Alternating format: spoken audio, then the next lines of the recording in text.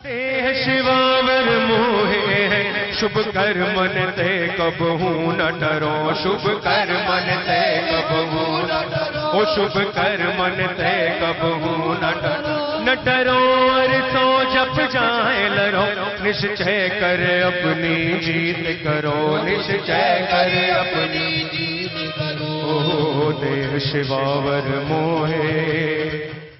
परम पूज्य सदगुरुदेव जी महाराज के श्री चरणों में बारंबार नमन, कोटिम्बार नमन। मां गंगा के चरणों में जो यह अद्भुत महासमागम हो रहा है, और आप जो महापुरुष, दिव्य ऋषि मुनि, देवी देवता, क्योंकि महाकुंभ के पावन अवसर पर जो भी मानव आएगा, ये मां गंगा का महाआशीर्वाद है। और जिस तरह से आपने देखा व्यवहारिक रूप से, जब कोई मानव कोई कार्यक्रम करता है तो लंबे समय से पहले उसकी सूचना दी जाती है, लेकिन जब मां गंगा स्वयं आयोजन करती है तो ऐसा ही आयोजन होता है जैसा आयोजन आज यहां हो रहा है। मां गंगा ने ही प्रभु की इस महाकृपा का आह्वान किया, और परम पूज्य सदगुरुदेव जी परम पिता परमात्मा की आज्ञा से, उनके निर्देश से हम सबको कृपा के महारत्न देने के लिए यहां पधारे हैं।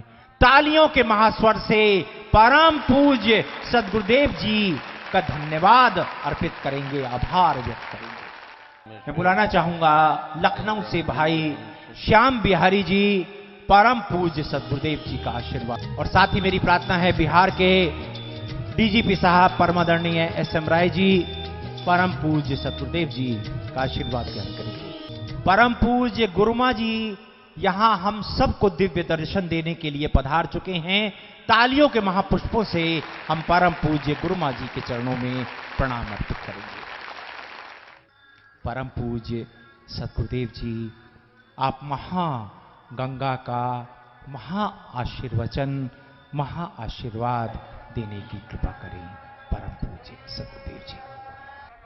आज इस महाकुंभ, जो विश्व का सबसे सर्वोत्कृष्ट, सबसे उत्तम और सबसे दिव्य, पूरे ब्रह्मांड में मुक्ति देने वाला, सुख देने वाला, धन देने वाला, यश देने वाला, कीर्ति देने वाला, जिसके लिए मानव करोड़ों करोड़ों जन्मों की योनियों से गुजरने के बाद इस मानव शरीर में आता है।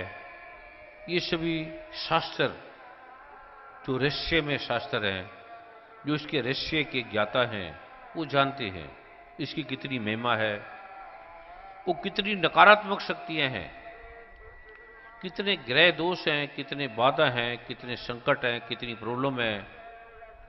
उसको निवारण करने वाला ये जो महाकुंभ है, जिसके लिए देवी देवता भी तरसते हैं, और इस समय इस ब्रह्मांड के चराचर जगत के 64 करोड़ देवी देवता यहाँ उपस्थित रहते हैं, यहाँ विद्यमान रहते हैं। ऐसी ये पावन, अद्भुत, आलोक, और जो यहाँ आए हैं, जिनका पदार्पण हुआ है, जो यहाँ आए हैं, वो साधारण नहीं है। उन्होंने बड़ी तपस्या की है, बड़ा तप किया है, अन्यथा यहाँ आना संभव नहीं है, और आके समझना संभव नहीं है, आकर भाव जगना संभव नहीं है। और फिर इसके अद्भुत रहस्य हैं, निष्कीलन मंत्र हैं पाठ के, जैसे दुर्गा सप्तमी में भगवान शिव ने कहा है कि जो इसका निष्कीलन करे बिना पाठ करेगा। भगवान हनुमान गए संजीवन बूटी लेने, लेकिन संजीवन बूटी से देवी देवताओं की ध्वनि प्रतिध्वनित हुई, भी संजीवन बूटी ऐसे आपके कार्य नहीं आएगी, इसके लिए आपको विशेष विधान है। जैसे आप गंगा में जाओ, गंगा में लोग चलते भी हैं, नहाते भी हैं, कपड़े भी धोते हैं। भगवान राम, मां सीता स्वयं जब गए तो क्या पूजन किया, इसका किसी को भी नहीं मालूम। क्या निष्कीलन रहस्य थे, और कितनी शक्ति है इसकी। और कुंभ, जिसकी कल्पना भी नहीं की जा सकती, जिसे विज्ञान नहीं समझ सकता, जिसे मानसिक तल से हम नहीं समझ सकते।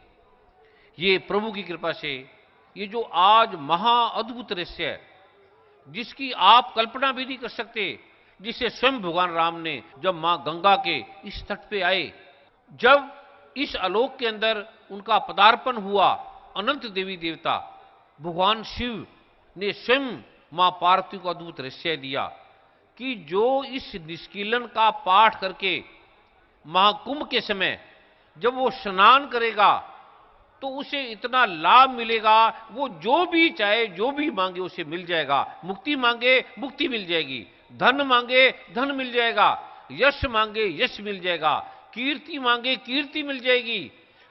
निश्चित फल लभेत, इससे निश्चित लाभ होता है। ये भगवान शिव ने इस महातीर्थ के बारे में, मां प्रंबा ने, भगवान गणपति ने, सभी देवी देवताओं ने इस रहस्य के बारे में उद्घाटन किया। प्रभु की कृपा से आज जो मैं आपको रहस्य देने जा रहा हूं, वो अभी तक भी कलयुग में उसका उद्घाटन करने का गुरुओं ने, सदगुरुओं ने का देश नहीं दिया, क्योंकि उसका विधान है, उसका नियम है, मूर्ति है हमारे पास। बिना प्राण प्रतिष्ठा के वो पत्थर है, श्री गुरु ग्रंथ साहब है, लेकिन बिना उस प्रारूप के, उसके प्रकाश का जो अद्भुत रहस्य है वो नहीं जान सकते। इसीलिए मां गंगा, जो मैं ये आपको अद्भुत आज दे रहा हूं, आपने फूल हाथ में ले लेना है। फूल हाथ में लेकर दीपक जला सकते हैं तो दीपक भी रख सकते हो, या थोड़ा सा चावल, आधा चम्मच थोड़ी सी चीनी आप अपने हाथ में रख ले। और जो ये मैं निष्कीलन मंत्र का जो प्रारूप आपको दे रहा हूं, इसका पहला द्वार मैं दे रहा हूं, वो केवल मां गंगा के,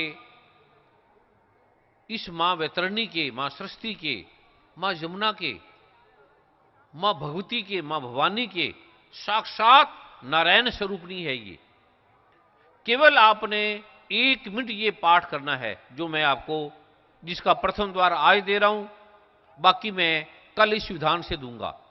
उसके बाद आपने स्नान करना चाहे जो भाई कर सकता है, अति उत्तम है। जो किसी कारण से कोई ऐसी तकलीफ में, ऐसी प्रॉब्लम में है, जो करने में असमर्थ है, नहीं कर पाता, वो केवल अपने हाथों को, पैरों को, मुंह को, सिर को जल से पंच स्नान की तरह 5 पैरों पे, घुटनों से नीचे, हाथों से, कोहनियों से नीचे नीचे, मुंह पर, सिर पर और पीठ पर भी जल छिड़क सकता है। अगर स्नान करे अति उत्तम है। आपको ठंड भी लगी है तो ठंड नहीं लगेगी, खांसी है तो वो भी ठीक हो जाएगी, एलर्जी है तो वो भी गायब हो जाएगी। इतना अद्भुत है ये जो मैं आज आपको दे रहा हूं। मुक्ति मांगे तो मुक्ति मिल जाएगी, जो भी मांगे। ये निष्कीलन मंत्र है जो गोपनीय रखे हैं। भगवान श्री कृष्ण ने गीता में भी अर्जुन को कहा है, अर्जुन ये मैं तुझे जो ज्ञान दे रहा हूं ये गोपनीय है, इसे मन से, चित्त से, बुद्धि से तू जान नहीं सकता, समझा नहीं जा सकता। विज्ञान भौतिक है, उसके तल से समझा नहीं जा सकता। अभी तक हर मंत्र के बारे में रोकने का विधान दिया गया है, वो गोपनीय है, वो व्यक्तिगत है। लेकिन ये पहला निष्कीलन मंत्र है जो भगवान शिव ने कहा है, आप इसको जितनों को भी देंगे, वो जब इसका स्नान करेंगे उसका फल करने वाले को तो मिलेगा, जिसको बताओगे उसको भी उसका फल मिलेगा, बताने वाले को भी फल मिलेगा। 100 को बताओगे तो 100 गुना आपको फल मिल जाएगा। ये ऐसा अद्भुत रहस्य है। लेकिन ये किसी युग में, सतयुग में, द्वापर में, त्रेता में, युगों युगों में ये प्रारूप है। और मां गंगा का जो प्रारूप है वो भगवान शिव ने बताया। इस आयु है, ये स्थान है, ये समय, इसका विशेष ग्रंथ है जिसमें इसका वर्णन किया गया है। कब ये लोप हो जाएगी, किस समय लोप होने के बाद भी वो जागृत रहेगी। आप जब चाहें उसे जागृत कर सकते हो। आपके घर में कोई सदस्य नहीं आया, माता पिता बहन भाई नहीं आया, कोई बीमार है नहीं आया, तो आप इसका जल भर के, ये पाठ करके, गंगा जल भर के आप घर में ले जाएंगे और उसे थोड़ा छिड़क देंगे। और जिसने इस तीर्थ का स्नान नहीं किया, महाकुंभ में नहीं आया, शाही स्नान में स्नान नहीं किया, किसी कारण से नहीं आया, उस पे छिड़क देंगे तो उसका फल उसको प्राप्त हो जाएगा। ये भगवान शिव ने इसके अद्भुत रहस्यों के बारे में किया। ये निष्कीलन अद्भुत प्रारूप है जिसकी कल्पना भी नहीं की जा सकती। जो अदृश्य लोकों में ऋषि मुनि रहते हैं, जिसकी कल्पना